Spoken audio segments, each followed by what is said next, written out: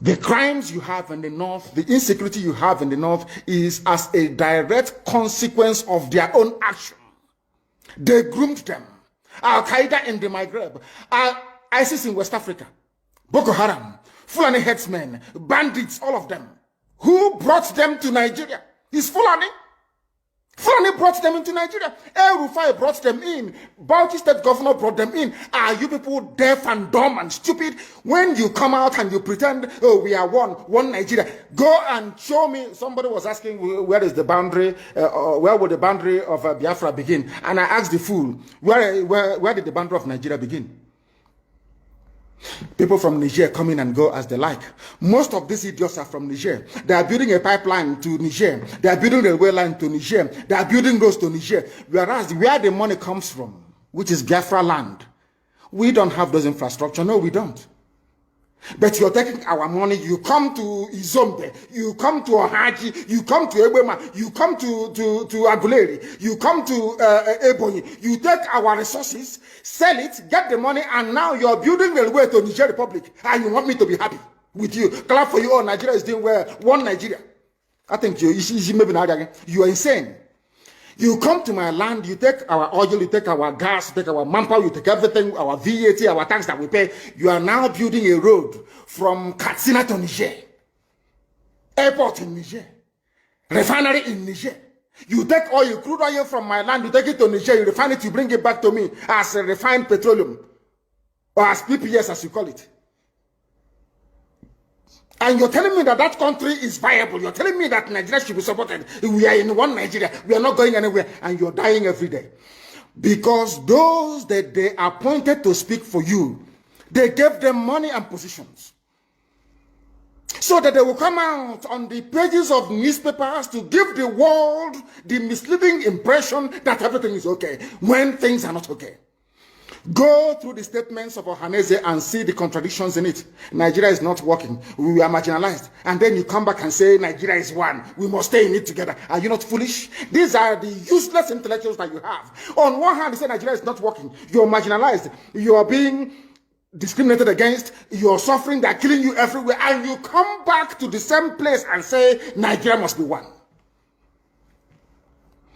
Had Nigerians gotten together to say they want to be part of this useless contraption, that's entirely their business. I'm a Democrat, I've subscribed to it. But have you asked yourself this question? Why is it that all those asking you to remain in one Nigeria has something to gain from Nigeria, or they have benefited in the past? Nothing more, nothing less. I saw the letter that Atiku Abubakar wrote to President Biden. In it, Atiku Abubakar said to come and help us fight terrorism, in order to ensure that there will be no regional destabilization. That is their game plan at the U.S. State Department for very many years, until we stepped in.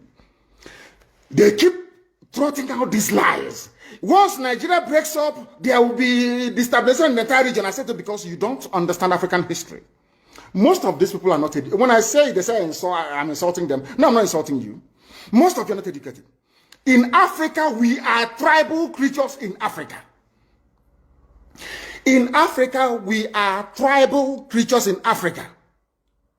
We always go back to our village where we were born, where our umbilical cord, how long, where it was buried.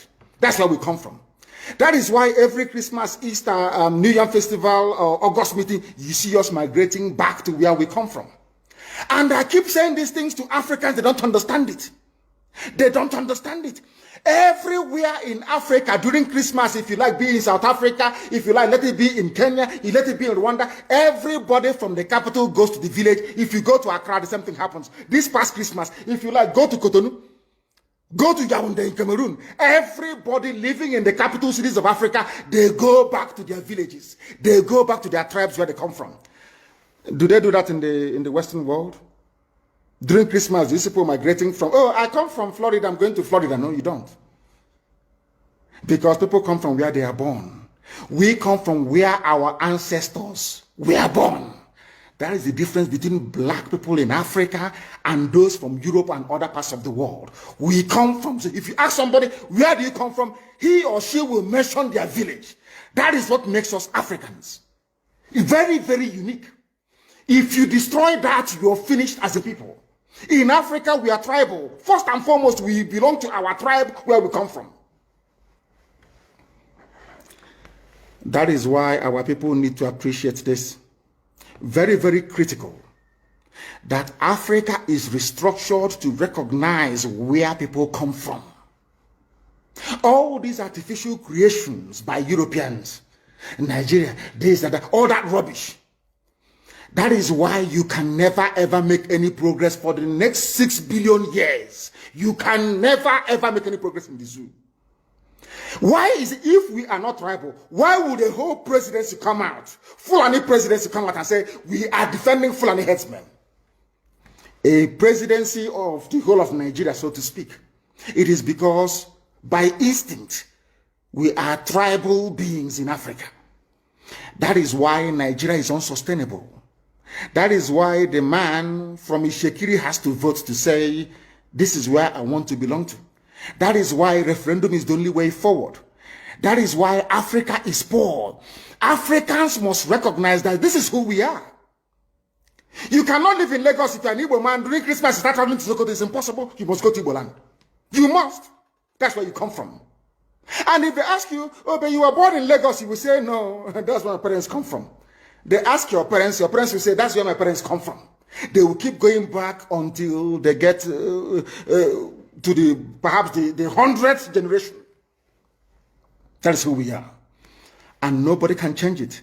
We are not born on the streets. Some people were born along Ijora or Kota Highway in Lagos. Maybe they are from Urobo. You ask them, where are you from? They say, I'm from Urobo. But I was born in, but this is where I come from. That is who we are. That is why all these useless, idiotic countries created in Africa cannot survive. It can never ever survive. And how do we stop it? Only a revolution can stop it. Only a revolution.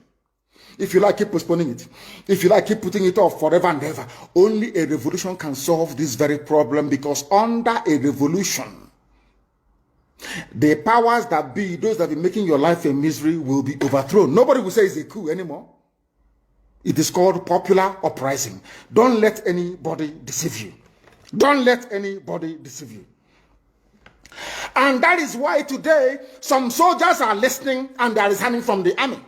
How can you be a soldier in the Nigerian army and your village is being occupied by Fulani headsmen? Imagine those from Oyo or Ondo serving in the Nigerian army. These are my Yoruba brothers who are serving in the Nigerian army.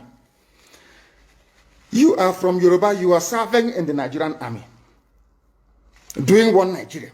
But your village is being occupied by a Fulani.